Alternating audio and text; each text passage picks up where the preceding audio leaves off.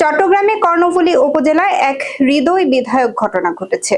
পারিবারিক কোলাহলের জেরে স্বামী আব্দুল আজিজ মিস্ত্রি তার স্ত্রী কুলসুমা বেগমকে নির্মমভাবে হত্যা করেছে বলে অভিযোগ উঠেছে।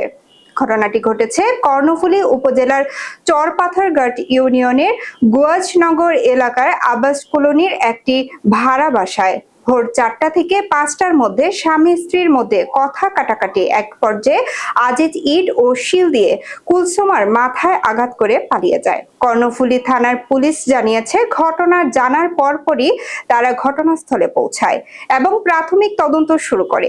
অভিযুক্ত স্বামী পলাতক থাকলেও তাকে গ্রেফতারের অভিযান চালানো হচ্ছে। এ ঘটনায় নিহতের পরিবারের পক্ষ থেকে হত্যা মামলা দায়ের করার প্রস্তুতি চলছে। স্থানীয়দের প্রতিক্রিয়া, এই ঘটনার পর এলাকায় ব্যাপক চাঞ্চল্যের সৃষ্টি হয়েছে।